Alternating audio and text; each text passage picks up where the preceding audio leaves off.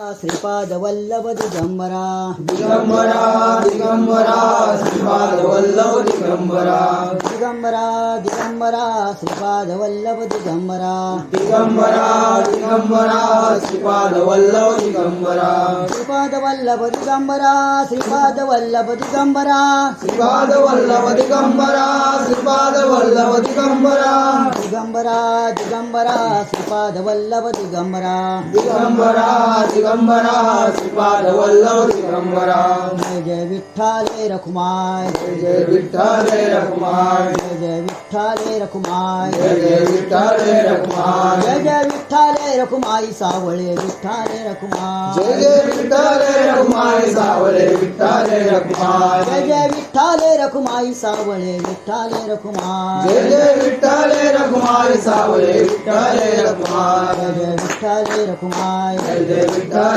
रखुमाय जय जय विठ्ठल रखुमाय जय जय विठ्ठल रखुमाय जय जय विठ्ठल रखुमाय जय जय विठ्ठल रखुमाय जय जय विठ्ठल रखुमाय जय विठ्ठल रखुमाय जय जय विठ्ठल रखुमाय नाम कुंडलिक वरदे हार विठ्ठल पार्वती पदे हर महादेव शांत स्मरण जय जय राम श्री गणेशाय नमः श्री सरस्वती नमः श्री गुरुवे नमः श्री राम सीतापते नमः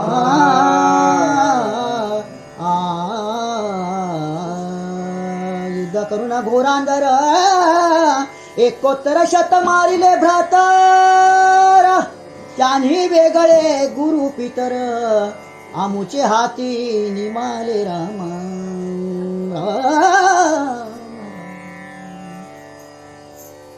प्रस्तुत स्वर्गारोहण पर्व हे कथाकथन निवडताना की आज आपल्यातून एक घरातून या परिवारातून म्हात्रे परिवारातून एक वडील गेले, एक दादा गेले निघून, कोणा आजोबा गेले निघून, आणि एवढं करत असताना सर्व म्हात्रे परिवाराला दुःखाच्या थारोळ्यात टाकून गेले. ही दुःखद घटना. खरोखर की वडील घरातून जाणं आणि त्या संपूर्ण कुटुंबाचं आधारस्तंभ तुटणं ही खरोखर दुःखदायक घटना आहे. आणि त्यातूनच वडिलांचा जर अधिकार बघितला तरी वडिलांनी मुलांना कशी सांभाळली ते पूर्वीचे जर दिवस आपण आठवले तर आपल्याला त्याची जाणीव होईल की त्या वडिलांनी काय कष्ट केले असतील, त्या मुलांना कशी सांभाळले असतील, त्या लेकरांच्या चुचीमध्ये दाना कसा तरी कमवून आणला असेल, कसा घातला असेल हे त्या परिवाराला माहिती आहे. आणि तेच दादा, तेच बाबा, तेच आजोबा आज आपल्यातून निघून गेले. आणि खरोखर ही दुःखदायक घटना आहे. आणि त्या घटनेच्या प्रित्यर्थ आज आपण इथे स्वर्गारोहण पर्व हे कथाकथन चालू केलंय. आणि कथाकथन चालू करण्याचा उद्देश काय आहे की आपल्या गेलेल्या व्यक्तीला जेणेकरून या कथेतून थोडा तरी पुण्याचा हिस्सा मिळावा, किंवा आपल्या वाटेला की ही कथा पुण्यपावन आहे. 18 पुराणातील शेवटचं पुराण गरुड पुराण आहे. आणि त्याच्यातून ही महाभारताची जी कथा आहे, महाकाव्य आहे, त्यातून हे तुम्हाला स्वर्गारोहण पर्व ही कथा दिली. आणि ही कथा देत असताना इथे संत नामदेव महाराजांनी आपल्याला गोड असं एक काव्य दिलं. आणि या काव्याचा आपण इथे कथाकथनाला विषय घेतल्यानंतर हे पुण्यपावन कथाकथन आहे, हे पुण्यपावन ग्रंथ आहे. आणि हे श्रवण केल्याने की आपले दोष सहजगत्या निघून जातील. का? विश्वास धरून या मनी. जर आपण या कथेवर जर विश्वास ठेवला तर खरोखर ही कथा कशी आहे, पुण्यपावन आहे. तुटला आयुष्याचा दोरा. बघा इथे गोड संत चोखा महाराज बोलून गेले, तुटला आयुष्याचा दोरा येर वावगा पसारा टाकून जाती रांडा पोरे. बघा, ज्या वेळेला माणसाच्या आयुष्याची माल तुटतं त्यावेळेला इथे काहीच शिल्लक राहत नाही, काहीच शिल्लक राहत नाही. आणि जरी तुम्ही आयुष्यामध्ये कष्ट करून सगळ्या गोष्टी आधी भरपूर काही गाडावर धन कमवलंय, सुंदर अशी बिल्डिंग बांधलेली आहे, आणि त्या बिल्डिंगच्या शेवटला आम्ही काय सांगतो, अरे बाबा रे, मी 4 लाखाचा सुंदर घर बांधलंय, पण त्या घराच्या छतावर तुम्हाला चालतील का? नाही. त्या 4 लाखाच्या घरामध्ये एक 50,000 रुपये खर्च करून मी असं एक स्नानगृह बनवलाय, आणि त्या स्नानगृहामध्ये तुमची शेवटची आंघोळ होईल का? ती आंघोळ तुमची कुठे होईल? पडसातच होईल. म्हणून तुटला आयुष्याचा दोरा, येर वावगा पसारा, टाकून जाते रांडा पोरे. बघा भाई, संत चोखो महाराजांनी सहजगत्या आपल्याला असं पटवून दिलंय की ज्या ज्या वेळेला आपल्या आयुष्याची माल तुटते, त्या वेळेला आपल्या सांगाती कोणी येत नाही. बघा, श्री रामप्रभूंची 4 मुलं होती. 4 मुलांच्या असताना सुद्धा त्यांची अवस्था, त्यांच्याजवळ कोणीही नव्हता. आज 14 चौकड्याचं राज्य ज्यांनी भोगलं, त्या रावणाने, त्याची सुद्धा अवस्था, त्याची सुद्धा आयुष्याची माल तुटल्यानंतर त्याला जावं लागलं. म्हणजे इथे राहणे नाही कवणाशी. हा मृत्यू लोकांची जी वस्ती आहे, इथे कोणालाही राहता येत नाही. तर त्याच्या याच्या आयुष्याची कालमर्यादा संपली की त्याला जावं लागतं. मग उरल्या त्या तुमच्या काय, की तुम्ही मी जन पळवर म्हणतील हाय हाय, मी जाता राहील कार्य काय. बघा, लोक काय बोलते, अरे दादा गेला रे, चांगला होता, कोण वाईट म्हणेल. पण तुमचे जर कर्म चांगले असतील, कर्मे वियोगे दशरथ मेला. बघा, कर्मानी वियोगाने दशरथ मेला. 4 पुत्र असताना दशरथ राजा पुत्र करून का मेला दशरथ राजा? असा की पूर्व कर्म होत. ज्या वेळेला शिकारीला गेल्यानंतर त्यांच्या हातून एक ब्राह्मण पुत्राची हत्या होते, श्रावणबाळाची हत्या होते, त्यावेळेला दशरथ राजा कसा होता? शब्दविधी होता, की शब्दाने बाण सोडत होता, आणि शब्दात आवाजाच्या लोकांनी बाण सोडत होता. मग तो दशरथ राजाचा बाण चुकला का? ज्या वेळेला श्रावणबाळ पाणी भरत होता, त्यावेळेला तो कमंडलू पाण्यात बुडवला, तेव्हा बुडबुड असा आवाज आला. आवाजाच्या लोकांनी बाण जायला पाहिजे होता, पण तो बाण श्रावणबाळाच्या छातीला लागला. का छातीला लागला? की ज्या वेळेला इंद्राचं आणि दानवांचं युद्ध झालं, त्यावेळेला दशरथ राजांनी देवांना सहाय्य केलं, आणि देवांना सहाय्य केल्यानंतर राक्षस मरत होते आणि पुन्हा संध्याकाळी उठत होते. सकाळी आज युद्ध केल्यानंतर राक्षस मेले होते, पुन्हा दुसऱ्या दिवशी युद्ध करताना राक्षस तेवढे जिवंत दिसत होते. त्यावेळेला त्यांनी ब्रह्मदेवाला प्रश्न केला राजाने, की महाराज गुरुवारी असं का घडतंय? त्यावेळेला ब्रह्मदेवाने सांगितलं, दशरथा ऐक, की या दानवांचा गुरु कोण आहे? शुक्राचार्य आहे. आणि शुक्राचार्य काय करतोय? संजीवनी मंत्र जपतोय. आणि संजीवनी मंत्र जपलेला हा पाणी हा एका तबकामध्ये भरून घेऊन जातो, आणि तो पाणी काय करतोय? मेलेल्या प्रेतावर शिंपडते. त्यावेळेला सर्व दानव जिवंत होतात. आणि मग त्यावेळेला तो जो तबक जो घेऊन जाते, तो जर तू पाडशील त्यांच्या हातून, जर शुक्राच्या हातून जर तबक पाडशील दशरथा, तर या युद्धामध्ये आपल्याला विजय भेटेल. आणि त्यावेळेला ज्या वेळेला शुक्राचार्य त्या मंत्रोक्ती केलेला जो पाण्याचा तबक घेऊन जात असताना, त्या तबकाचा थोडा दचमलतो ना, आपण जेव्हा डोक्यावर हंडा घेतो, मायमाऊली जेव्हा हंडा घेतात, तेव्हा तो हंड्याचा थोडा डचमलतो, पाणी कमी आहे, आणि डचमल त्या आवाजाच्या रोखाने दशरथांनी बाण मारलाय, आणि शुक्राचार्याच्या हातातला तो तबक खाली पाडलाय. त्यावेळेला शुक्राचार्याने सांगितलं, राजा दशरथा, तू शब्दवेधाने काय केलंस? माझं तबक पाडलंस, माझं मंत्रोदित पाणी तू खाली पाडलंस, पण तुला याचही शिक्षा कधी भेटेल? की याच तुझ्या शब्दवेधी बाणाने तुला पुढे दुःख प्राप्त होईल. आणि तेच हे झालं. आणि श्रावणबाळाची जी हत्या झाली, का कमंडलूच्या रोखाने त्यांनी बाण सोडलं होतं, आवाजाच्या रोखाने बाण सोडलं होतं, पण तिथे काय झालं? बाण श्रावणबाळाच्या छातीला लागलाय. आणि त्यावेळेला राजा गडबडून धावत गेलाय. का आई ग अशी जोरात त्याने हाक मारली, श्रावणबाळ विलळला.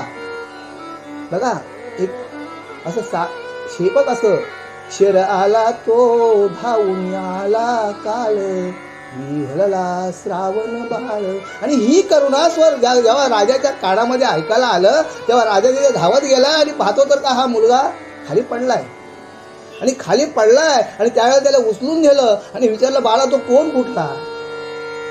आणि तू येथे कशासाठी आला होता असं श्रावण मला सांगतोय की महाराज की तुमच्या हातून चुकून मला बाण लागलाय, पण मी माझ्या आई वडिलांना काशी यात्रेला घेऊन चाललोय आणि त्यांना घेऊन तर त्याला तहान लागली, मग त्यांना पाणी आणण्यासाठी मी इथे आलेलो आहे. आणि त्यांना आता तुम्ही हेच करा, आता मी तर आता मरणार आहे, मग त्यांना तुम्ही पाणी घेऊन जा. आणि त्यावेळेला राजा दशरथाला श्रावणबाळाने सांगितलं की तुम्ही मी मेल्याची वार्ता त्यांना सांगू नका, का त्यांना ते दुःख सहन होणार नाहीत, तरी पण तुम्ही त्यांचा काय करा, सांभाळ करा. अशी श्रावणबाळाने दशरथाला सांगितल्यानंतर दशरथाने लगबगीने झाडी भरलेली आणि श्रावणबाळाच्या आईवडिलांच्या समोर गेलाय. आईवडिलांच्या समोर गेला आणि हा बोलत नाही काय, का सांगितलं होतं श्रावणबाळाने की तुम्ही जर तोंडातून शब्द जर काढलात तर ते पाणी पिणार नाही.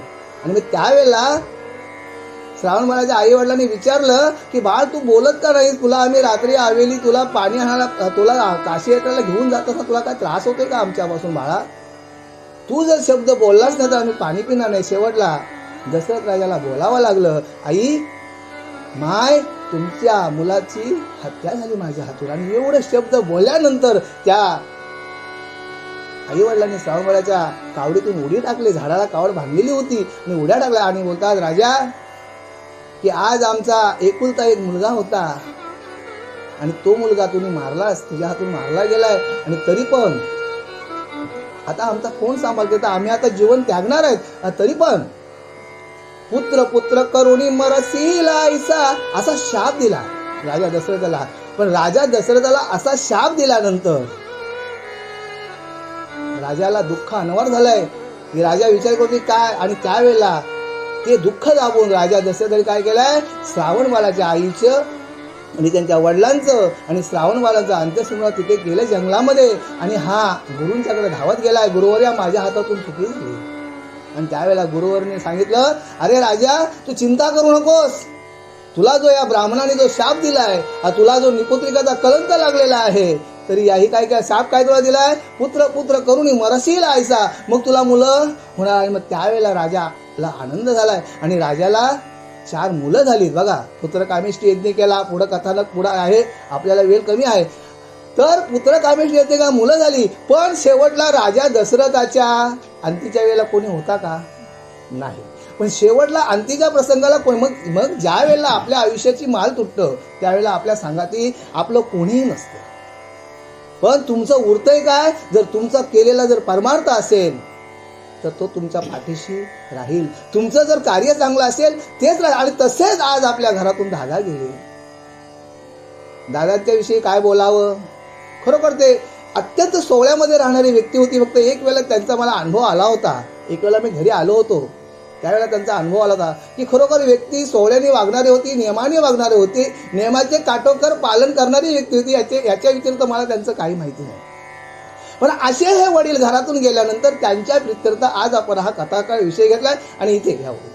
युद्ध करुणा घोर अंधर 71 शत मारिले भ्रातर, त्याने वेगळे गुरुपितर आमुचे हाती निमाले राम. आणि मग इथे या महाभारताची कथा चालू करत असताना आता इथे जमलेले श्रोतेजन तुम्ही वर्ग तुमच्या चरणावर मस्तक ठेवून, गुरुवर्य लक्ष्मणदास बाबा बोरवे यांच्या चरणावर मस्तक ठेवून पुन्हा एकदा मी तुमच्या पुढे जे 2 शब्द बोलतोय तुमच्या चरणावर पुन्हा वंदन करून ग्रंथारंभ करत आहोत. की इथे काय सांगतायत, 69 काय झालंय, आमच्या हातून काय गेलाय, आमच्या हातून काय गेलाय इथे की आमचा परिवार म्हणजे आमचे गुरु मामे मिळून सगळ्यांचा आमच्या हातातून संहार झालाय. आणि संहार झाल्यानंतर अक्षविणी सैन्य रणावाजी मारिले संपूर्ण, ती पातके घडली म्हणून तीर्था लागी चालिलो राम. आणि मग इथे काय सांगत आहेत की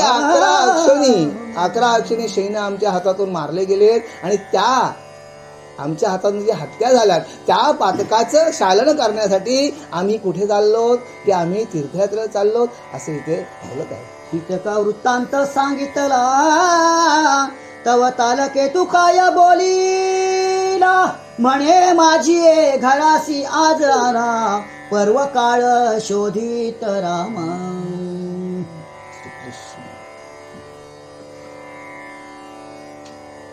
आणि मग इथे तालकेतू हट्टाला भेटलेला आहे की तुम्ही काय बोलते तालकेतू, की तुम्ही काय बोलते की तुम्ही हट्टेकट दिसतात, तुम्ही अंगावर जरी लाल परिधान वस्त्र जरी केली असली तरी तुम्ही मला संन्यासी वाटत नाही, तुम्ही मला संन्यासी वाटत नाहीत. आणि मग तुम्ही संन्यासी ठीक आहे ना. इतका वृत्तांत सांगितला तव तालकेतू काय बोलिला, म्हणे माझी घरासी आज आला पर्व काळ शोधी. आणि मग इथे तालकेतू बोलतोय की तुम्ही मला संन्यासी वाटत नाहीत. आणि ज्या वेळेला माझ्या वडिलांना, ज्या वेळेला कौरव पांडवांचा जेव्हा संग्राम झाला त्यावेळेला माझ्या वडिलांना तुम्ही मारलं. आणि माझ्या वडिलांना मारणारा कोण आहे? आता इथे अर्जुन प्रत्यक्ष मला भेटलाय की आज माझा खरोखर पर्व काळ आहे, की आज अनायशी माझ्या हातात माझा शत्रू आलेला आहे आणि मग मी त्याला सोडणार नाही, असा इथे तालकेतू बोलत आहे. अरे हा दुष्ट अर्जुना पाहे मज अनायासे जोडला आहे, येणे माझा पिता निश्चये अलंबूस मारिला से रामा. चलो तो पितृसुडा जमी घेईन बरा हा सापडला ऐसे म्हणून, ओष्टदांत कर करा खाऊन शस्त्र सावरून उठीला. आणि मग इथे तालकेतून काय केलंय, ओठ आवडले की आता माझा काय झालाय, माझ्या वडिलांना ज्याने मारलंय तो माझ्या समोर आहे. आपला जर परिवार कुठे जर भांडण तांडा झाला असेल तर आपल्या समोर जर आपला शत्रू जर आला तर आपला वाटणारा बरा भेटलाच असतो. आणि मी इथे हा सुद्धा काय बोलते की बरा भेटला, ज्या वेळेला तू माझ्या वडिलांना मारलंस आणि मग आता मी तुला काय सोडणार नाही, असं इथे तालकेतू बोलत आहे. म्हणे अर्जुना शस्त्र घेई संग्रामाशी सिद्ध होई, ना तरी तुमान पाचांशी मारीन आता निर्धारे राम. आणि मग इथे बोलतोय अरे अर्जुना, काय बोलतोय, अरे अर्जुना तू आता शस्त्र घे, लढायला तयार हो माझ्या बरोबर, की मी आता तुम्हाला सोडणार नाही. का? माझ्या वडिलांना तुम्ही मारलेलं आहे, आता अनायशी तुम्ही मला भेटलात. तर आता अर्जुना हा सांगतोय, तालकेतू सांगतोय की थांबपणे तू शस्त्र घे आणि माझ्याशी तू युद्ध कर. मग अर्जुना म्हणे तालकेतासी तू जरी असतास कुरुक्षेत्रासी, तरी मी तुझी या पुरुषार्थासी क्षत्र धर्मासी पाहतो रा. आणि मग इथे तालकेतू बोलते अरे तालकेतू की तू जर त्या रणांगावर जर असतास जर त्यावेळेला, तर त्यावेळेला मी तुझ्याशी मी 2 हात केले असते. पण आज तो प्रसंग नाहीये, त्याला काही वर्षे उलटून गेलीत आणि ती वेळ आता नाहीये. आणि त्यावेळेला जर तू जरी असतास ना तरी तुला मी तिथे रणांगण दाखवलं असतं. ती आज ही वेळ बोलण्याची नाहीये, असा अर्जुन इथे बोलत आहे. आता मी तापसी झालो, राज्यात सांडोनी तीर्थासी निघालो, आता ही गोष्ट नाही बोलो संग्रामाची आम्हांसी राम. आणि मग इथे अर्जुन पुन्हा बोलतोय की आता आम्ही कोण झालोय, तापसी झालो, आम्ही आता संन्यासी झालोय, आम्ही आता संन्यास मार्ग पत्करल्यानंतर आम्ही कुठे चाललोय, तीर्थयात्रेला चाललोय. आता तीर्थयात्रेला जात असताना या युद्धाच्या वार्ता करू नकोस, असा इथे अर्जुन बोलत आहे. तरी तू ऐके आमुची विनवणी, मार्ग दावी आम्हा लागूनी, दैत्यनाथा तू जीवदान देऊनी, सुखी जाऊन दे तीर्थासी राम. आपल्यामध्ये एक उक्ती आहे, शरण आलेला मरण द्यायचं नसतं. एखादा माणूस जर शरणागती पत्करत असेल तर त्याला माफ करणं हा आपला मानवतेचा धर्म आहे. आणि शास्त्र सुद्धा सांगतंय शरण आलेला तुम्ही अभय द्या. आणि मग इथे काय बोलतोय अर्जुन, काय बोलतोय, अरे बाबा की तू आम्हाला निमूटपणे आता आम्हाला तीर्थयात्रेला जाऊन दे. आणि तुझा हा राजाचा धर्म आहे. राजाचा धर्म कसा आहे, जर कोण गाजलेला असेल, पिडलेला असेल, त्याला काय करायचंय, तुझी सहकार्य करायचंय, हे राजाचे कर्तव्य आहे. हे इथे आता राजाचे कर्तव्य इथे अर्जुन त्याला सांगत आहे की तुम्ही आता काय करा, कोणत्याही प्रकारचे मी तुम्हाला विनंती करतोय, हात जोडून तुम्हाला विनंती करत आहोत आम्ही की तुम्ही आता आम्हाला तीर्थयात्रेचा मार्ग चांगल्या परीने दाखवा, की आम्हाला इथे युद्धासाठी तू बोलू नकोस, की तू राजाचा कर्तव्य आहे की आम्ही तुझ्याकडे आश्रित आलोय, आम्ही तुला शरण आलोत आणि शरण आलेला कुठली शिक्षा होता कामा नये, हे राजाचं पहिलं कर्तव्य आहे. आणि हे राजन तू तसं करू नकोस, की आम्हाला या तीर्थयात्रेच्या वाटेचा मार्ग असा व्यवस्थितपणे दाखव, अशी विनंती करत आहेत. धर्मादी तयासी काकुळती येत, म्हणते आम्ही तू ते शरणांगत, आम्हांसी होऊन दे पुनीत, तुझे पुण्य दैत्यनाथा राम. आणि मग इथे धर्मराजा सुद्धा काकुळतीला आलेत. बघा धर्म ही व्यक्ती अशी होती की बघा आजपर्यंत धर्मराजाने हस्तिनापुराचं राज्य चालवत असताना पशुपक्षी सुद्धा निवाऱ्याला येत होते. पशुपक्षी सुद्धा ज्या वेळेला तीर्थयात्रा निघाले पांडव त्यावेळेला पशुपक्षी सुद्धा रडत होते. का रडत होते की जर माणसाचे गुण चांगले असतील तर माणसाला कोणी रडेल की नाही. आणि मग इथे हा धर्म राजा सुद्धा विनंती करतोय, हे राजन की तू आता आम्ही तुला विनंती करतोय की आम्हाला यशस्वी करू नये, आम्हाला तीर्थयात्रेचा मार्ग दाखव, तू काही पुढे बोलू नकोस. पण तरी पण हा शेवटला राक्षस वृत्ती माणसाची. बोला.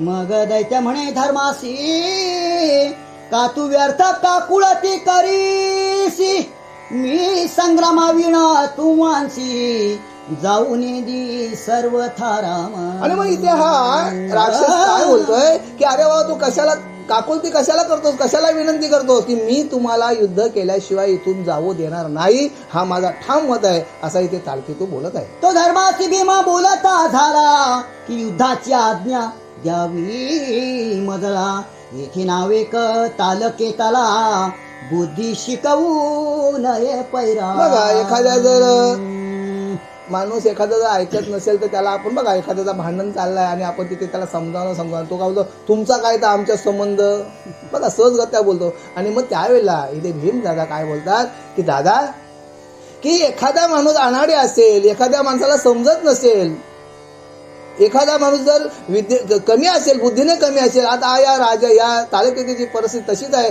याला जर नीतिशास्त्र कळत नाही तर राजा कसला, याला जरी विनंती कळत नाही तर राजा कसला, याला जर आपण विनवणी जर आपली कळत नाही तर हा राजा कसा आहे. तर मग आता याला काय एखाद्या मूर्खाला तत्वज्ञान सांगून फायदा नाही की दादा तुम्ही मला आता काय करा, आज्ञा द्या युद्धाची, मी याला काय करतो, याला बघतो मी, असा धर्मराजा बोलत असताना, असा भीम बोलत असताना बोला.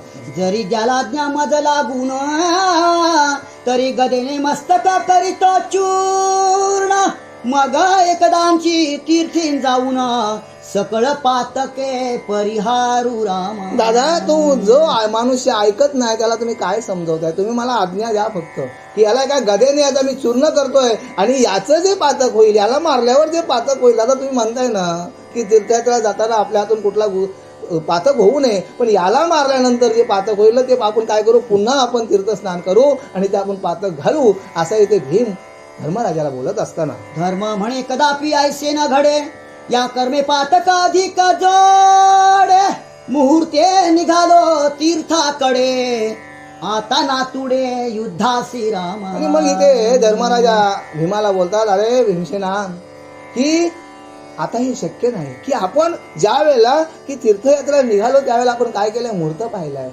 एक शुभ मुहूर्त आपण निघालो आणि आपण प्रवास कुठला करतोय, तीर्थयात्रेला. आणि तीर्थयात्रेला जात असताना हे जर आपल्या हातून पातक जर घडलं तर ते पातक कसं आहे, घोर असं पातक होईल आणि घोर आपलं पातक, ते आपलं पातक धुतलं जाणार नाही, असे इथे धर्मराजा बोलत असताना.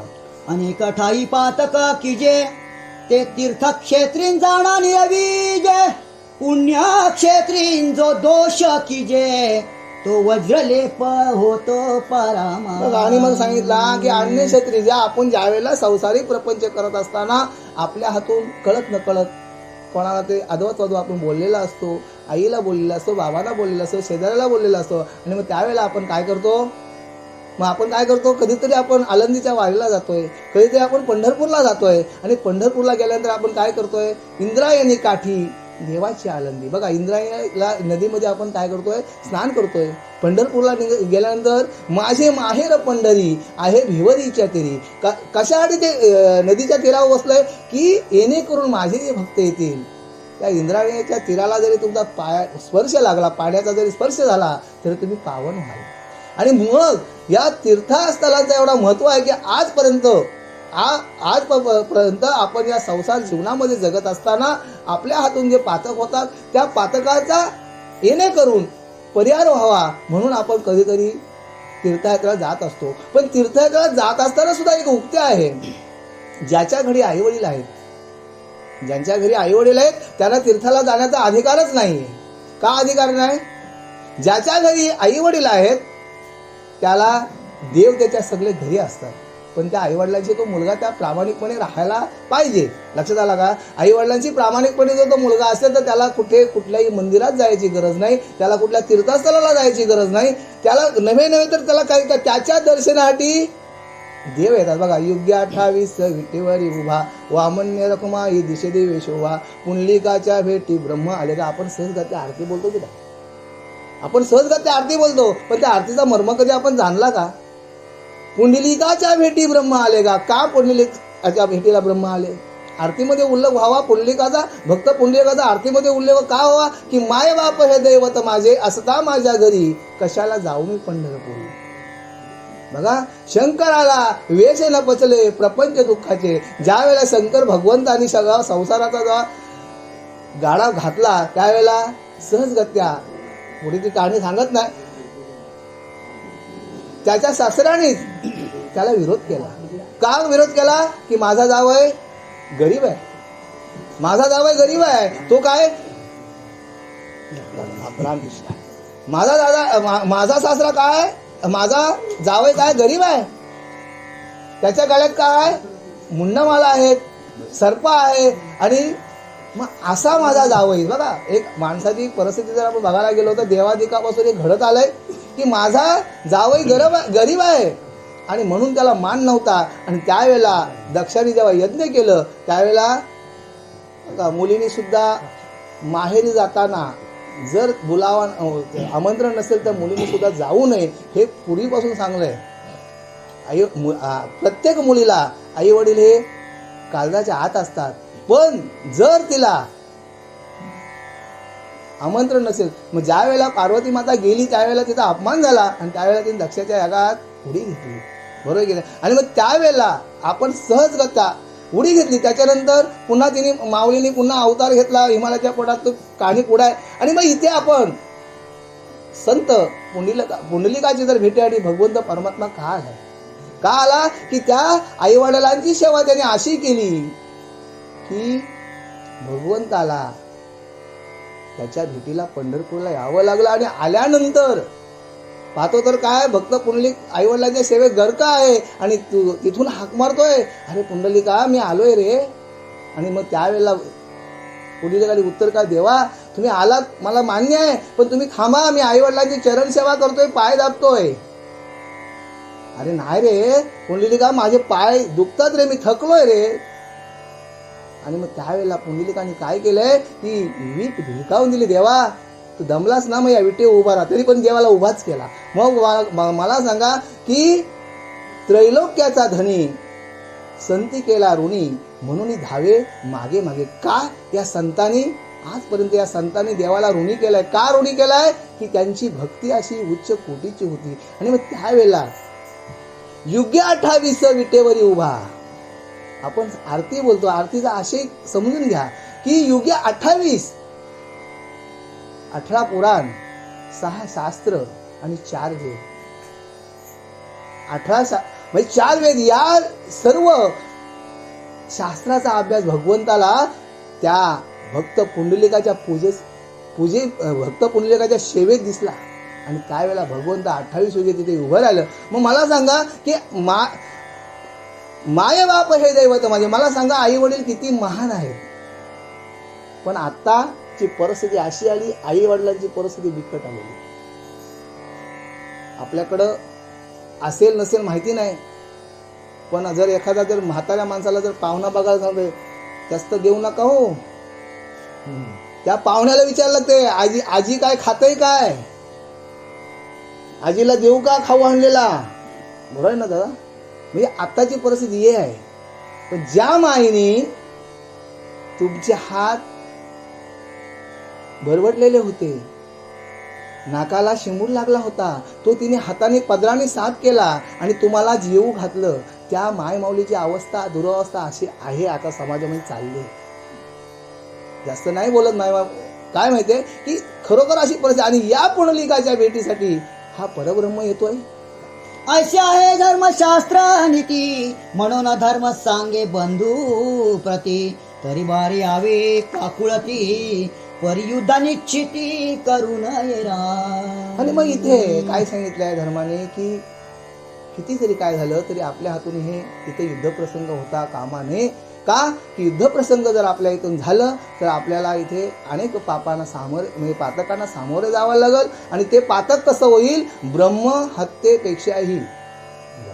मग पांचाई जणा भाकिती करुणा परिते नये दैत्याचे माना. तव द्रौपदी म्हणे आगा हे कृष्णा दैत्य या विघ्ना उदेला आणि मग इथे 5 जणांनी हात जोडून या दैत्याला विनंती केली, हे दैत्य राजा, हे नाथा, की आम्हाला जाऊ दे इथून. आणि आम्हाला जाऊ दे इथून बोलल्यानंतर तरी सुद्धा हा दैत्यनाथ काय ऐकत नाही. आणि मग त्यावेळेला ही माझी महासती द्रौपदीने काय केलंय? या भगवंत परमात्म्याला हलवलंय. बोलते, हे माझ्या वैकुंठीच्या राणा, की आज या दैत्यामुळे बघा आमच्यावर कोणतं संकट उभवलंय, की आता हा दैत्य ऐकत नाही, आम्हाला तीर्थयात्रेला सोडत नाही. मग देवा, तो कुठे आहेस कुठं? आजपर्यंत या भगवंताने पांडवांना हाकेसरशी उडी घेत होता. बघा, हाके ज्या वेळेला द्रौपदीने हाक मारे त्यावेळेला भगवंताने यावं. म्हणजे अंगीकार ज्याचा केला नारायणे, ज्या वेळेला या पांडवांचा भगवंताने अंगीकार केला, या भगवंताने पांडवांचा अंगीकार केला, त्यावेळेला प्रत्येक क्षणाला हा देव धावून येत होता. आणि या वेळेला सुद्धा काय झालंय? या माऊलीने भगवंताची करुणा वाकले, की देवा तू आता कुठे आहेस? हा राक्षस ऐकत नाही.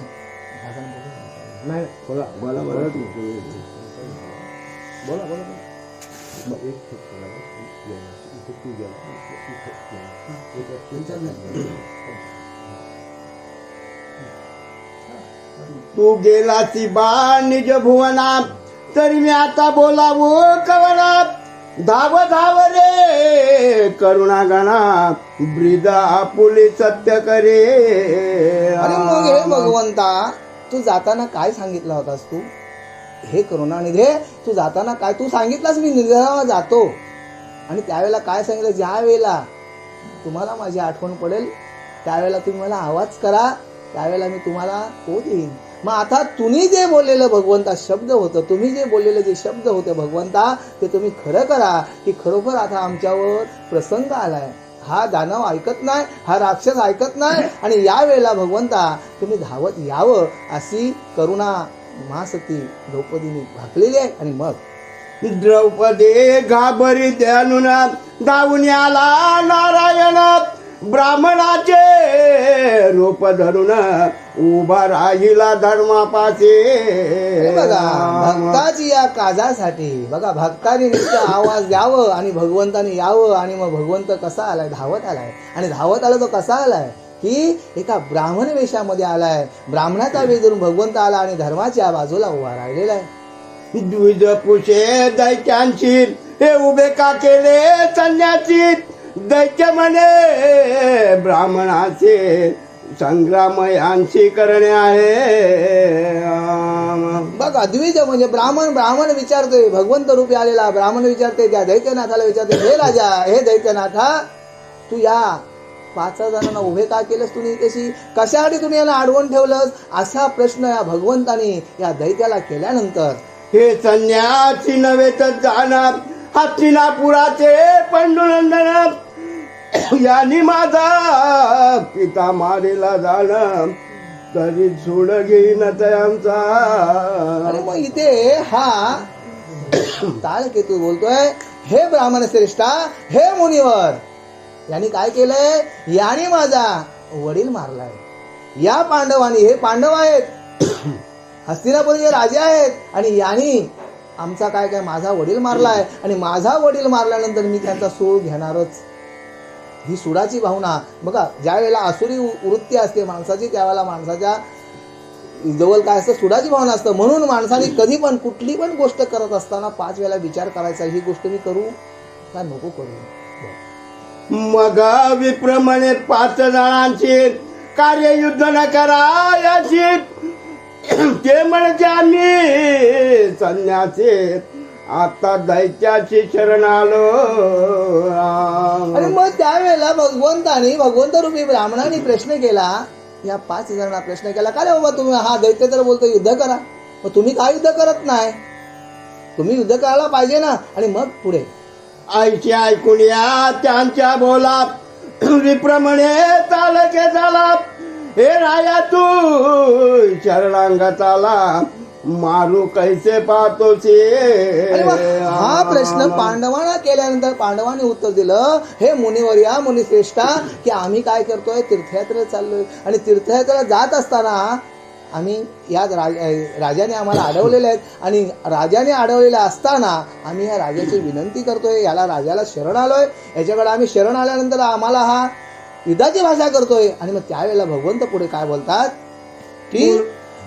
शरण आलेला मरण कसं देतो, राजाचं कर्तव्य काय आहे, की जर कोण शरण आला तर त्याला अभय देणं राजाचं कर्तव्य आहे. पूर्वी राजा शिबी नामक त्याची शरण झाला कपदक, म्हणून आपुले मास देख तय दिलेले सशानाचे. आणि मग इथे भगवंत सांगतात की अरे हे राजा, की पूर्वी ज्या वेळेला शिबीराजा आणि शिबीराजाकडे अग्नी आणि इंद्र हे कपोत आणि याचं रूप धरून आलं ससानाचं, त्यावेळेला त्या राजाने काय केले, त्यांना अभय दिलं, आणि अभय दिलं आणि त्यांनी काय सांगितलं, ससानाला सांगितलं की या कपोत माझा कोण आहे, शरणांगत आलाय, त्याला वाचवणं माझं कर्तव्य आहे. आणि मग त्यावेळेला अग्निनारायण काय बोललाय, की तू वाचवणं हे करते, पण मला तर भूक लागली. ससाना बोलते, मला तर भूक लागली, माझ्या पोटामध्ये भुकेचा कल्लोल वाजलाय, आणि ही माझी शिकार आहे, मी तुला देणार नाही. पण राजा बोलतोय, ही मला शरण आलाय, मी याला देणार नाही. मग पुढे काय होतोय, की मग तुझा मांस दे. आणि त्यावेळेला शिवीराजा आपल्या मांडीचं मांस देतोय, आणि मांडीचं मांस देत असताना बघा, राजाच्या उजव्या मांडीचा मांस देताना राजाच्या डाव्या डाळ्यातून पाणी येते. त्यावेळेला हा प्रश्न करतोय अग्निनारायण, हे राजन, तू रडतोस रे, तुला दुःख झालं. आणि त्यावेळेला राजा उत्तर देतोय, की तू आज माझ्याकडून मांस मागतोय माझा, की मी एवढा अभागी आहे, माझा इकडचा डावाडोला कार होतोय, की माझा शरीर एवढा अभागी आहे, की उजव्या मांडीचा मांस देतोय, पूर्ण शरीराचा मांस दिला तर मला किती पुण्य प्राप्त होईल. बघा म्हणजे कसे राजे महान होते, आणि त्याचा दाखला भगवंत इथे राक्षसाला देत आहेत. या परे राजे पृथ्वींत आजपर्यंत झाले बहुतात, तुझला म्हणते शरणांगत, तरी सर्वचा अनाथ मारू नको. आणि मग इथे पुन्हा सांगतात की आजपर्यंत या पृथ्वी तलावर अनेक राज्य होऊन गेले, अनेक राज्य होऊन गेले, हरिचंद्र तारावती होऊन गेली, अनेक राज्य गेले, की हरिचंद्राने काय केले, स्वप्नामध्ये गुरुला दान दिले, स्वप्नामध्ये गुरुला दान दिले, आणि स्वप्नात पडले दान दिलेलं प्रत्यक्ष पृथ्वीत आणलं, स्वतः रस्त्यावर आला, डोंबाचा काम केला, स्वतःचा मुलगा गमावला. म्हणजे एवढे हे राजे महान होते, की शब्दाला पाळणारे. आणि मग तू हे काय करतोस, असा भगवंत इथे दाखले देत आहे या राक्षसाला. जेव्हा यांचे राज्य होते तेव्हा न घेतले चुडाते, आता अडवणिया संन्यासांचे संग्राम करा म्हणते तो.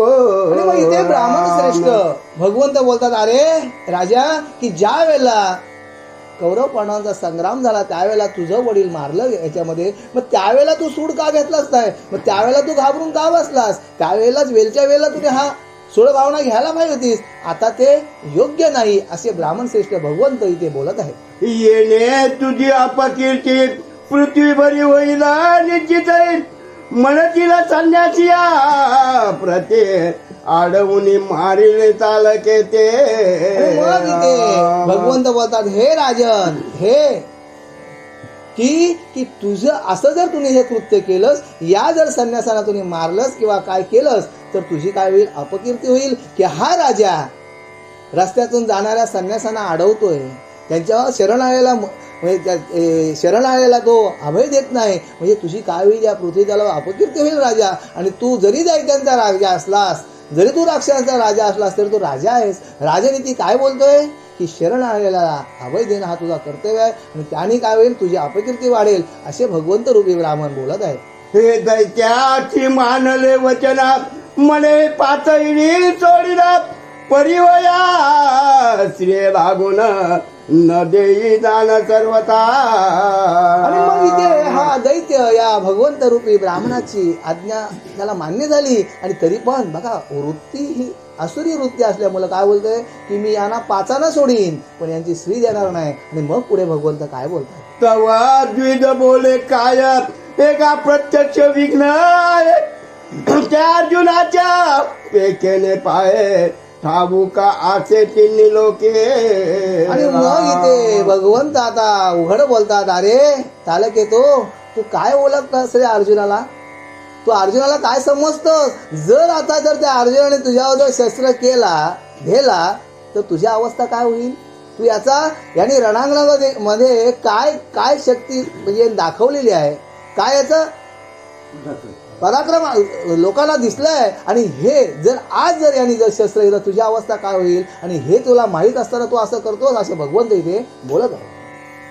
हे तुला विचारी काही हे आले चौघेची घेईत मग जायचे नाचे चोडीले पाये साही जणे तात्काळ. आणि मग हे भगवंताचं वाक्य ऐकल्यानंतर मग तालकेतने काय केलंय पांडवांना इथे सोडलेले आहेत. आणि मग पुढे मग दृश्य झाल्यानंतर पांडव क्रमिती पुढील पंथ तवा अरण्ययुक्त एक पर्वत महाविस्तीर्ण देखील. आणि मग इथे आता भगवंताने या पांडवांना इथे अभय दिलंय आणि तिथून तालुक्याने या पांडवांना सोडलेले आहेत. आणि मग पुढचा मार्ग पुढचा तीर्थयात्रेचा प्रवास करत असताना आता विस्तीर्ण असा एक काही पाहिजे पर्वत पाहिलाय. आणि पर्वत पठारातून आताही चालायला लागले पांडव. आणि मग 32 योजने उंच जाणार आणि 96 गावे विस्तीर्ण वरी नाना वृक्ष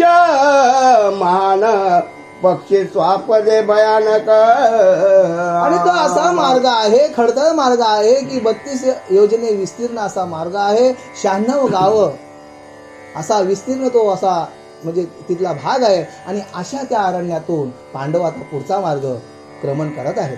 तया जे कोणी या पर्वताची आश्चर्य झाले पांडवांची तव तेथे द्रौपदी सतीचे पांडव चुकले असते पा. आणि मग हा असा विशाल असा अरण्य पाहिल्यानंतर असा घनदाट असा अरण्य पाहिल्यानंतर पांडव कायला विस्मित झाले.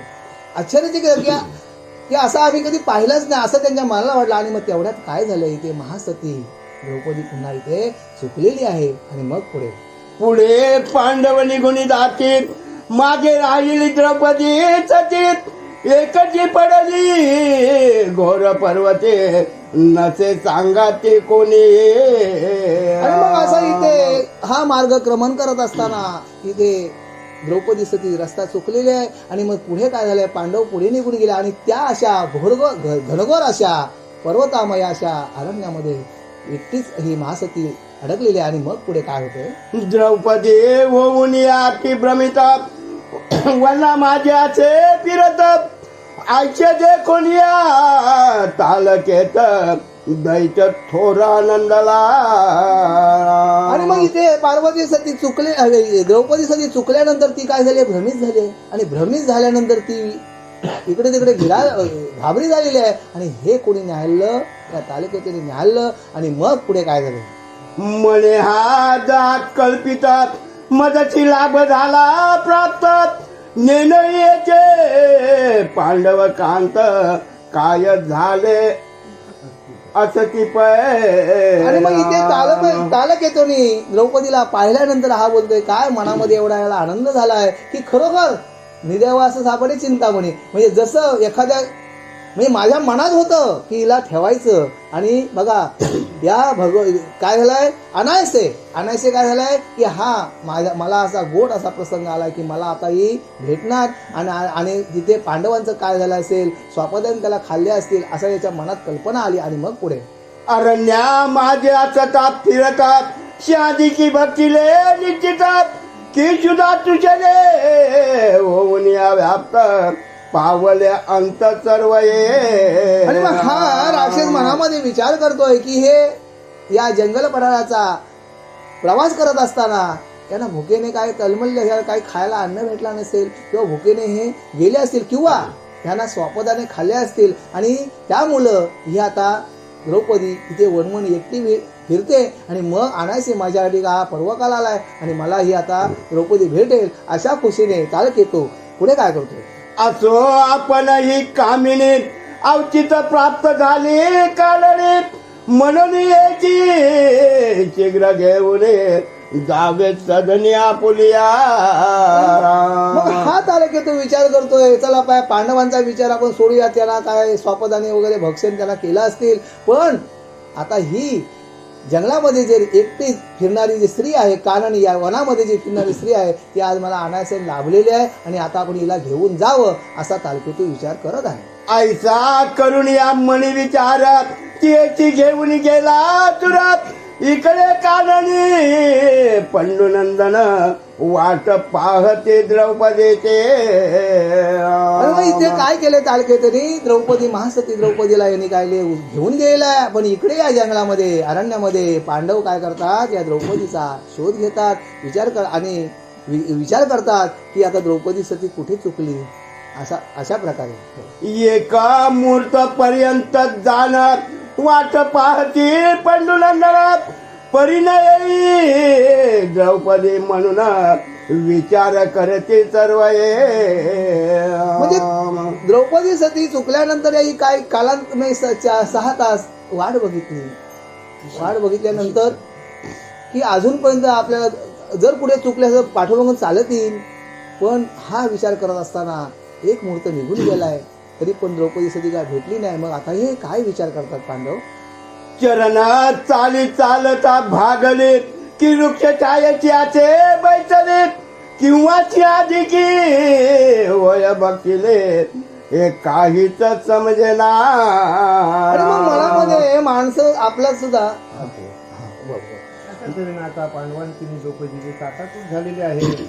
पांडव पुढे निघून गेलेले आहेत. एका झाडाखाली जाऊन बसले की द्रौपदी अजूनपर्यंत काय येत नाही. एक मुहूर्त म्हणजे 3.5 तास बसले अजून येत नाही.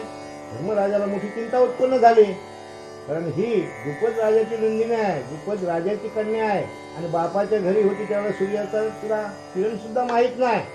5 पांडवांच्या आपल्या पत्नी झाली आज काट्या कुट्यांच्या वनातून जंगलातून चालत कासली किंवा दमली असेल थकली असेल झाडाखाली बसली असेल म्हणून 3.5 तास त्या ठिकाणी वाट पाहतात. परत धर्मराजाची अशी अवस्था झालेली आहे द्विधा अवस्था झाली. अंतर्मन बाहेरमन. अंतर्मनातून धर्मराजा काय विचार करतोय की ही पंडुराजाची नंदिनी आहे आणि तिच्या पाठीमागे एवढा उन्हा तानात चालली पण त्याचं बाह्यमन काय बोलतोय वाघाशिवांची वस्ती आहे कदाचित शिवानं वाघानं झडप टाकून खाली तर नसेल द्रौपदीला. बाह्यमन अंतर्मन धर्मराजाचा त्या ठिकाणी द्रौपदी बद्दल चिंता व्यक्त करतोय अजूनपर्यंत येत नाही. अशा तऱ्हेनं मग आता त्या ठिकाणी चालतीतून ही संधी साधली की हे जे 5 पांडव गेलेत ज्यांना या जंगलाचे स्वापद किती आहेत पशु पक्षी किती आहेत किंवा क्रूर स्वापद आहेत त्या पांडवांना खाल्ले असतील. तालकेतू विचार करतोय कारण त्याला माहित होतं की हा जंगल भयानक आहे त्यांना काय वाट सापडणार नाही. मी मागत होतो त्यावेळेला दिली नाही सांगितलं की ही काय पराक्रम पाहिलास का अर्जुनाचा तो त्या ठिकाणी अर्जुनाच्या पुढे टिकावण्या निघत असा भटजी बुवाने सांगितलं होतं कृष्णरूपी ब्राह्मणाने. मग आता अकल्पित लाभ प्राप्त झालाय. आपण काय आता मागत होतो दिली नाही मग आता अकल्पित लाभ प्राप्त झालाय. मग आता खोटी काय करायची म्हणून तो त्या आपल्या महालातून पाहतोय चालक येतो आणि मग मायावी होता तो चालक येतो कारण त्याला सर्व विद्या अवगत होत्या नाहीसा पण होता अनिमा लगिमा गिरिमा प्राप्ती प्राकाम्य ईशित्व अशित्व मोठा पण होत होता लहान पण होत होता अदृश्य पण होता. वाऱ्याचा वेग त्यानं घेतला आणि वाऱ्याच्या वेगानं आता द्रौपदीला आणण्यासाठी तो तयारीत आहे. पहा फक्त 4 वजा राजा अजून 10 वाढवा मग तुम्ही जाशील ना. आता करावे तरी काही ऐचे बोलून या लवलागीत सर्वही बंधू ते समये चालिले तियाच्या शोधार्थ. चिंता उत्पन्न झाली की अजूनपर्यंत येत नाही. 3.5 तास झाले. मग धर्मराजाने आपल्या बंधूंना आज्ञा दिली हे भीमसेना तू उजव्या हाताला शोध कर द्रौपदीचा, अर्जुना तू डाव्या हाताला शोध कर, नकुल सहदेव तू पाठीमागचा सर्व परिसर पिंजून काढ, द्रौपदीचं काय बरं वाईट झालंय त्याचा खुलासा लागायला पाहिजे, अशी धर्मराजानं आपल्या बंधूंना शोध घेण्याची आज्ञा दिलेली आहे.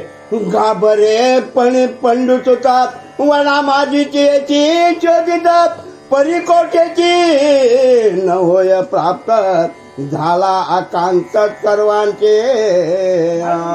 घेता घेता सर्व परिसर तेवढा पिंजून काढला, झाली झुडप पाहिली, परंतु द्रौपदीचा काही शोध लागत नाही. आणि मग सर्व नाराज झाले. परत धर्मराजाजवळ येऊन बसलेत खाली माना घालून. धर्मराजाला मोठी चिंता उत्पन्न झाली की आता कशा तऱ्हेनं द्रौपदीचा शोध लागेल म्हणून. चिंता वर्तली बंधूची तव धर्म म्हणे की तयांची बारे तुम्ही द्रौपदीचे आज कोठे विसरले ते. धर्मराजा आपल्या भावंडांना बोलतोय, नकुल सहदेव धर्मराजा भीमाला आणि अर्जुनाला, बाबांनो आज कशा तऱ्हेनं तुमचा एकाचा सुद्धा कसं लक्ष नाही, द्रौपदी चुकली कशी आणि गेली कुठं, काय झाला असेल तिचा, असा धर्मराजा त्यांना दोष देतोय बंधूंना. जेव्हा संकट पडे आम्हाची तेव्हा ती बोलावीत कृष्णाची, नानाविध महाविघ्नाचे समूळ नाश केला तिने. आपल्यावर संकट येत होती त्या वेळेला देवाचा धावा तीच करत होती आणि देव तिच्या हाकेला धावून येत होता आणि आपल्याला त्या संकटातून सुखरूप काढत होता आणि तिच्या मुळंच आपलं सर्व संकट दूर होत होती आणि असलं रत्न ते तुम्ही हरवून बसलात, असा दोष देतोय धर्मराजा आपल्या बंधूंना. आम्ही हरपिला पण तिने चिंतिला नारायण, आपुली लाज राखून आम्हा पाचांची सोडविले. आपण पणात हारलो त्यावेळेला धर्मराजा जुगारात हारला, त्या दुर्योधनाच्या बरोबर दूध खेळता खेळता शकुनी मामाच्या सांगण्यावरून अशा तऱ्हेनं सर्वस्वी तो लावून बसला पणाला. राज्य लावलं, सर्व काही किरीट कुंडला लावली, स्वतः पांडव पण लागले की आम्ही आता जर जिंकलो तर डाव जिंकू, नाही हरलो तर आम्ही तुझे दास हो. तो सुद्धा डाव हारले ते पांडव आणि दुर्योधनाचे दास झाले. ते दास सर्व किरीट कुंडला काढले, दास्यत्व. त्यावेळेला आता धर्मराजा तुझ्याजवळ काय लावला आहे आणि मग दुःशासन करणं सांगतोय की एक वस्तू अजून द्रौपदी आहे, द्रौपदीला पणाला लावायला आणली काही. त्या वेळेला द्रौपदीनं असा उग्र रूप धरलेला आहे, भगवान गोपाळ कृष्णाचा धावा केला. हे भगवंता आता ही खरी कसोटी आहे, या ठिकाणी मला कसोटीच्या कवड्या पाहिजे टाकण्यासाठी आणि मग भोळ्या भक्तांना तारण्यासाठी किंवा त्याचा तनोपाय म्हणून भगवान कृष्णानं तिला फाशी जे आहेत ते फाशी दिले होते. आणि जा द्रौपदी आणि त्याच्या बरोबर आता डाव खेळ कोणाच्या, दुर्योधनाच्या. दुर्योधनाला सांगितला की हिंमत असेल तर माझ्याशी जुगार खेळ. सर्वस्वी हरपले माझ्या बंधू तिच्या पतीने ना, सर्व काही त्याला जिंकले डाव सर्व, आता माझ्याशी खेळ, अशा तऱ्हेनं. आणि करार झाला त्यांचा, जर का मी डाव जिंकला तर तुम्ही माझ्या पतींना दास्यत्वातून मुक्त करायचे आणि जर का मी डावात हारलो तर मी तुझी दासी होईल. अशा तऱ्हेनं डाव टाकला तिने आणि तो डाव द्रौपदीने जिंकला. जिंकल्याबरोबर माझे पती मला परत दे, अशा तऱ्हेनं धर्मराजा नकुल अर्जुन सहदेव ह्याना म्हणजे आम्ही हरपिला पण आणि तिने जिंकला नारायण. तिने नारायणाला चिंतून आपल्याला पणाची सुटका दास्यत्वाचं असं रत्न कुठं हरवलं तुम्ही, असा धर्मराजा त्यांना बोलतो. शुद्धीने पिढेलो वनवाची ते चाली मागितली सूर्याची, सत्व घालावया आले रुचे तिने ते वेली आठवाचिले. पोट आपल्यावर अशा तऱ्हेनं अन्याय केले.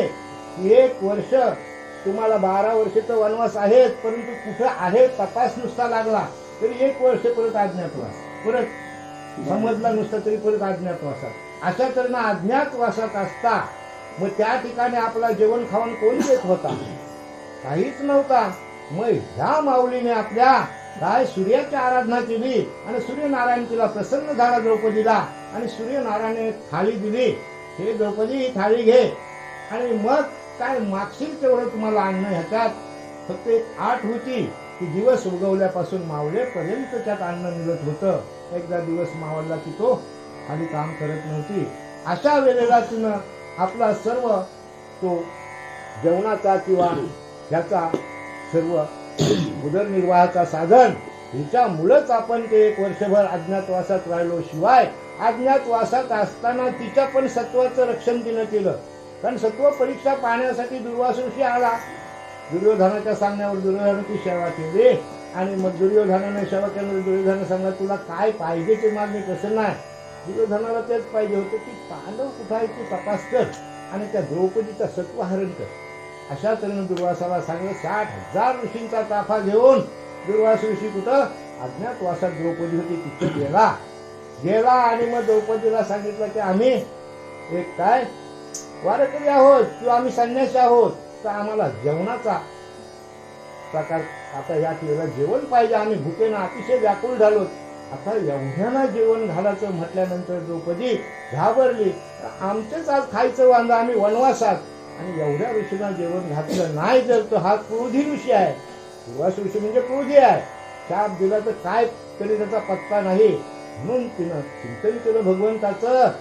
हे गोपाळ कृष्णा हे भगवंता अरे माझ्यावर इतका मोठा प्रसंग आला. या प्रसंगाला तू आता हजर राहा. भगवंत जेवायला बसला होता आणि जेवणावरच ती द्रौपदीचे हात त्याला धडकले आणि रुक्मिणीला सांगा रुक्मिणी थांब. कारण भगवान गोपाळ कृष्ण 16,108 नारींकर रोज एक दिवस जेवत होता. आणि मग थांब आज जेव्हा जेवणावरून उठून कुठं चालला. माझ्या हस्तावर प्रसंग आहे बहिणीवर प्रसंग आहे मी जेवायला नंतर येईल. हात जेवणावरून उठला ना भगवंत गेला कुठं द्रौपदीच्या हाकेसाठी तिथं गेला आणि सांगते द्रौपदी मला जेवायला वाढ मी जेवणावरशी उठून आलो. आणि जेव्हा जेवायला वाढ काय इथे ऋषी आलं आणि तेच जेवायला मागताना तू आले म्हणून सांगतो जेवायला वाढ. अशा तऱ्हेनं का म्हणतो तुला सूर्याने थाळी दिली होती मग त्याचा काय नाही प्रयोग केला त्या ऋषीनं घालाचं जेवण झालं ती थाळी दिवस मावळल्यानंतर काही उपयोग नाही तिचा काम देत नाही. तू कुठं आहे ती थाळी मला दाखवला. अशा तऱ्हेनं भगवंताजवळ ती थाळी दाखवला आणि जेवण उपडी घातलेली. मग त्याला एक भाजीचा पान चिपटलेला होता.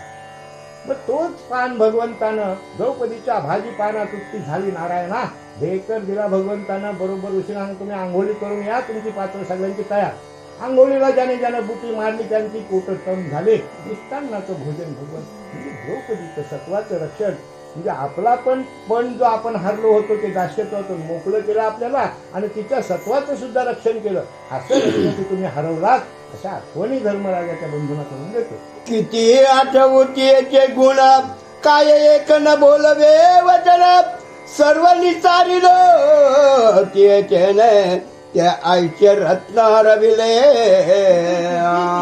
गुणांचे वर्णन मी करू धर्मराजा बोलतोय. प्रत्येक क्षणाला जी जी संकट होती त्या संकटांचं रक्षण करती तीच होती. कारण तीच देवाला हाक मारून देव तिथं हजर लगेच होऊन आपण त्यातून अतिशय सही सलामत सुटत होतो. असं ते रत्न तुम्ही हरवून बसलात आणि दुःख करतोय धर्मराजाच्या. धर्म म्हणेच देवाची बातू प्रश्न पाहे द्रौपदीची तव तो पाहुली ज्योतीचे म्हणे द्रौपदीने तालकेचे. शोध लावण्याचा द्रौपदीचा काम कोणाचा तर सहदेव हा ज्योतिषी होता. मग त्या ठिकाणी धर्मराजा बोलतोय ते सहदेवा अरे तुझं पंचांग तरी उघडणी काय ज्योतिष काय भविष्य बघ काय बरा वाईट काय झालाय द्रौपदीचा काय काय. मग कुठं पंचांग मिळतं ना काय तुझं वैराग्य घेतलेला त्याही सर्व आणि मग सर्व काय संन्यासाचा वेश करून गेलेलं.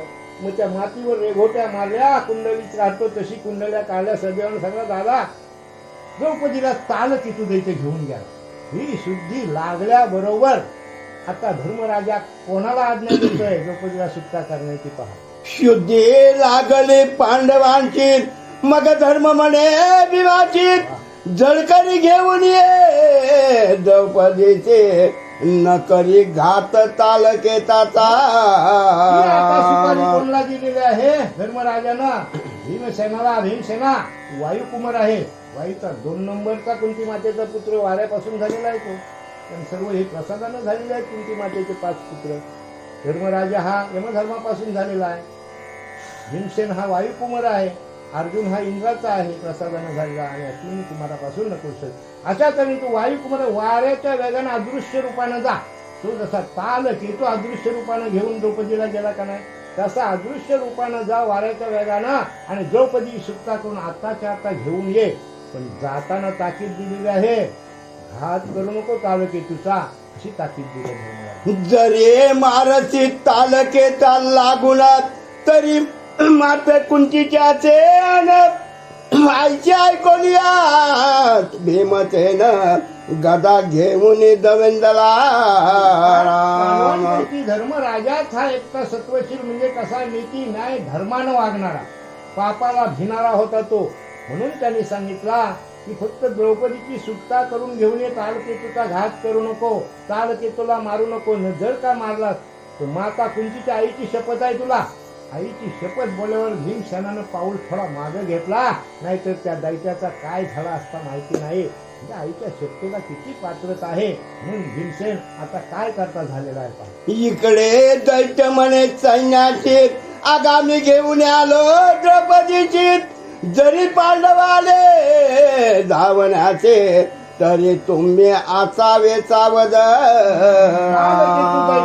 द्रौपदीला खांद्यावर घेऊन आपल्या नगरात गेलेला आहे आणि आपली जे सैन्य होते त्या सैन्याला ताकीद दिली की बघा आता डोळ्यात तेल घालून पहारा करा, एका सुद्धा पांडवाला या आतमध्ये गेटच्या घेऊ नका. का? कारण आता ते शोध करत करत येतीलच. म्हणून इथून आतमध्ये घेता कामा नये, त्यांना इथल्या इथं मारून टाका, असा त्या तालकेतून त्याच्या सैन्याला आज्ञा दिलेली आहे. आईचे बोलून या तालकेत गेलाच स्वनगरा प्रताप. तव भीमसेने येऊन धावत हाक दिदली सिंहनादे. देऊन तो तालकेतू द्रौपदीला घेऊन आपल्या नगरात गेलेला आहे आतमध्ये. आणि भीमसेनाला आज्ञा मिळाल्याबरोबर धर्मराजाची भीमसेनानं काय केलेलं आहे, सव्वा खंड्याची गदा त्याला जी भोळ्या शंकरांना दिली होती, ती भोळ्या शंकराला आराधना केली की माझं आयुध्य मला आता या पिढीला पाहिजे. अशा तऱ्हेनं खांद्यावर सव्वा खंडीची गदा मारली आणि शिवनाद केलेला आहे. शिवनाद इतका तो कणखर असतो की तो फक्त शिवनाद भोळ्या शिवानं तिघांना दिला होता, हनुमंताला दिला होता, रावणाला दिला होता आणि भीमाला दिला होता. अशा तऱ्हेनं हनुमंताने ज्यावेळेला शिवनाद केला तेव्हा दुमदुमडी पाताले उठला, प्रतिशब्द थरथरला धनीधर मानेला शेज. रावणानं ज्यावेळेला सिंहनाद केला त्यावेळेला गर्भ झालेला आहे, तिथं अंगदाचा जन्म झालेला आहे. अशा तऱ्हेनं ही कथा थोडी मोठी आहे, आपण वाढवत नाही. अशा तऱ्हेनं रावण सुद्धा शंकराचा भक्त महान होता आणि हनुमंत सुद्धा दास्यभक्ती. तसाच हा भीमसेन सुद्धा वायुकुमार असल्या कारणानं तो महारुद्रच आहे. हा सुद्धा भीमसेन भोळ्या शंकराचाच अवतार. अशा तऱ्हेनं त्याला शिवनाद म्हणजे त्याला हबाबनी म्हणतो. हबाबनी एखाद्याला जर पश्चाताप झाला अतिशय, मग तो काय करतो, हबाबनी फोडतो, जोरात रागाचा रायता बोलतो ना तसा. म्हणजे तो पाठीमागं पाहणार नाही, तो करणार म्हणजे करणार रागा. अशा तऱ्हेनं हबाबनी त्याला शिवनाद म्हटलं. तो शिवनाद केल्याबरोबर सर्व सैन्याची धनाधान उडेल घाबरली की आता काय आभाळ कोसळला की काय, काय भूकंप होतोय की काय, एवढा नाद आल्यावर तालकीतील सैन्य घाबरलेले आहे. मना पुंडली विठ्ठल पार्वती पदे हर महादेव. सीताराम स्मरण जय जय राम, जय जय रघुवीर समर्थ महाराज, हनुमंत महाराज.